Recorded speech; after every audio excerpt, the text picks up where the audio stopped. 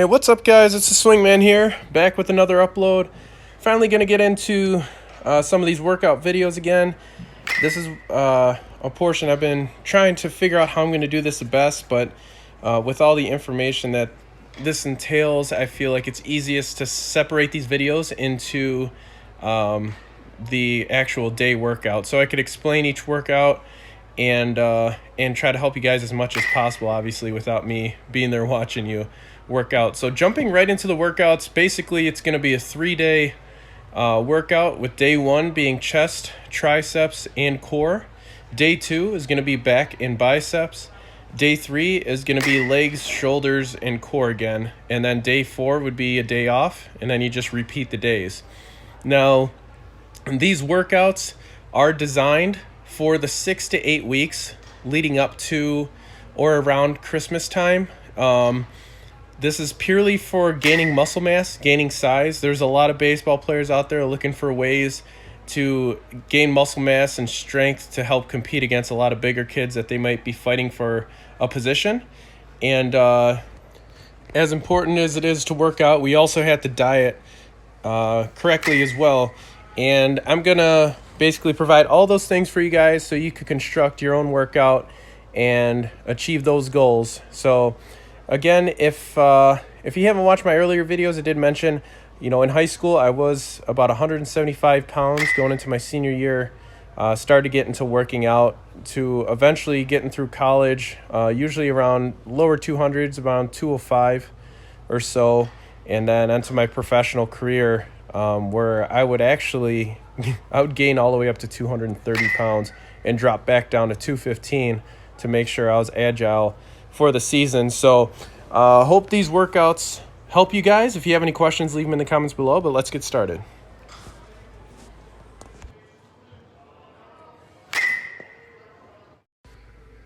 All right, to start off our chest and tricep workout, the first thing you want to do is warm up. So you could take lighter weights and do some chest presses.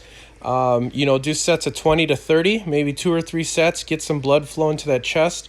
Also, you could hit up the elliptical or the treadmill very lightly for 5 to 10 minutes, basically just to get the blood flowing. Now that we get warmed up, we're going to go right into our flat bench. So I preferably like to do dumbbells, only because it does help build your stabilizing muscles in your shoulder as well. There's a lot of smaller muscle groups that help support your shoulder, and those are very important.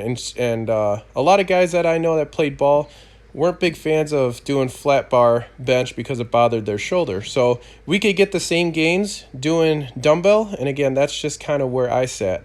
So with the flat bench, you're going to do sets of 6 to 10, and you want to increase weight every set. So if you do your first set and you get a set of 10 in, you want to increase weight. You should be struggling to get to that 10.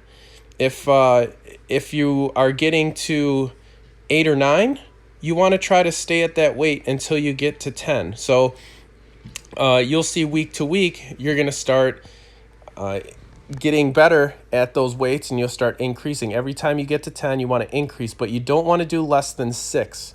That's the key. Okay, same thing with incline bench. It's the same concept.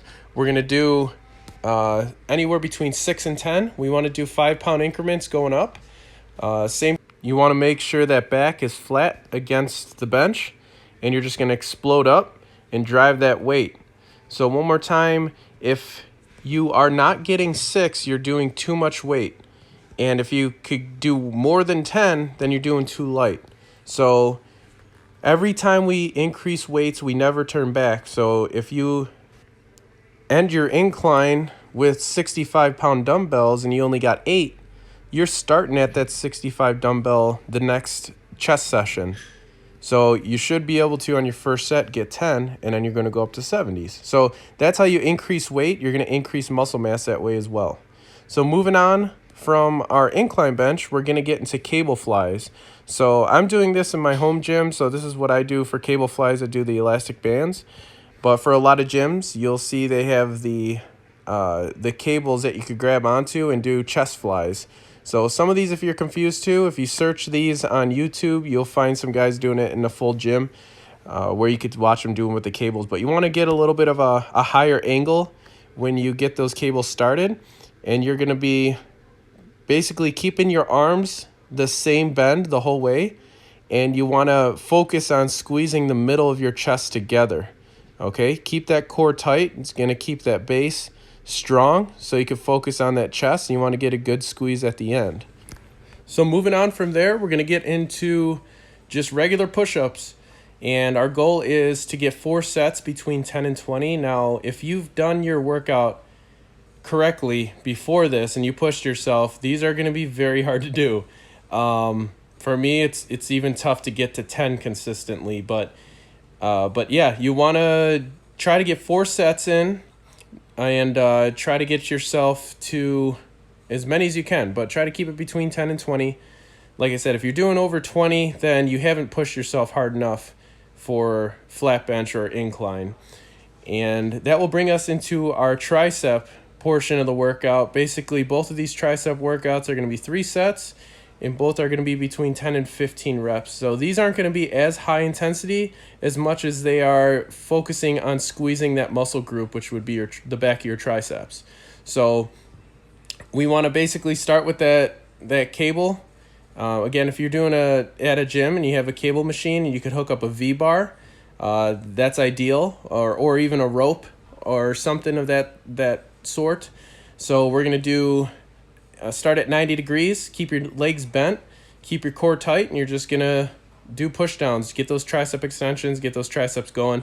Now, they should already be pretty exhausted because you're working them out throughout the entire chest workout, but that's okay. We're there to build muscle mass, so it's all about exhausting those muscle groups. Because you got to think about it too, since we are separating our body parts, you're going to have about a 4-day break before you do these muscle groups again, so they'll get plenty of rest. But to wrap up our triceps, we're going to do overhead tricep extensions. So this is just going to work different parts of the tricep here. Same concept. We're going to keep those knees bent. You keep one foot in front of the other. Give yourself some stabilization. Keep that core tight. And you're going to get those elbows bent 90 degrees, extend straight out, and try to squeeze those triceps at the very top. So this one, if you have a cable machine at the gym, you could do with the rope. I prefer on this particular one. The first one you could do with the V-bar. You could do a little more weight with that. But yeah, again, focus on getting that good squeeze with your triceps. And to wrap up your workout, you're going to do core. So basically, all these workouts are going to be 2 sets. And the first one, you're going to start with a plyo ball. You're just going to put the middle of your lower back on it, feet at 90 degrees, and you're just going to crunch up. Usually you could hold a medicine ball, a weighted medicine ball there. I was using a 25-pound dumbbell. So I'm going to do 2 sets of 30 of those. Next, I'm going to do 6-inch flutter kicks. Keep my hands out to the side, chin on the chest. And I'm going to do 45 seconds doing flutter kicks approximately 6 inches off the floor. And you want to kick up and down, maybe about a foot each way. So you're going to do these for 2 sets, 45 seconds each. And then for the last ab workout, you're going to do side crunches. So you're going to keep whatever side you're going. So you can see here I'm crunching up my left side. I'm keeping my left leg underneath my right foot to help lift that up. So I'm going to crunch my upper body into my hip and then bring my knees up towards my head as well to try to get a good oblique workout. And that should wrap up my upper body workout for the day. Some things you want to make sure you're doing as well. You want to drink a lot of water throughout the day, especially during your workouts. You want to stay hydrated. That's very important. You want to make sure you get a good stretch after each workout because, again, we want to maintain mobility when we're playing baseball. And also, we want to make sure we're eating consistently throughout the day, every 2 hours or so. And I'll have another video giving you some more tips on how I was able to do that throughout college and professional baseball, when obviously keeping a steady diet is kind of tough for a lot of people with their lifestyles. But I'll have a video about the things I've done to help myself remain consistent. So look forward to that one. I hope you guys enjoyed the video. If you have any questions, leave them in the comments below. Make sure you hit that like button and subscribe. Good luck, and let me know how it goes.